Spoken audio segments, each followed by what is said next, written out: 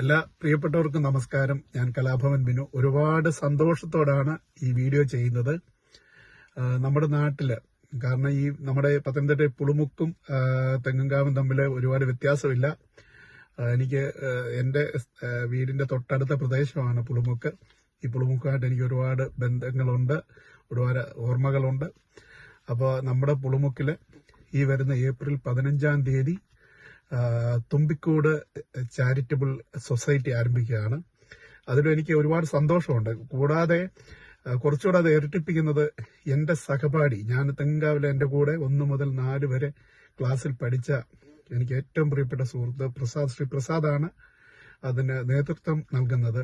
അപ്പം പ്രസാദിനും തുമ്പിക്കുടം ചാരിറ്റബിൾ സൊസൈറ്റിക്ക് അതിന്റെ ഉദ്ഘാടനത്തിനായിട്ടുള്ള സഹകരിക്കുന്ന എല്ലാ പ്രിയപ്പെട്ടവർക്കുമായിട്ടുള്ള ഈ ഒരു ഫംഗ്ഷന്, ഈ ഒരു പരിപാടിക്ക് എന്റെ എല്ലാവിധമായിട്ടുള്ള ആശംസകൾ അറിയിക്കുകയാണ്.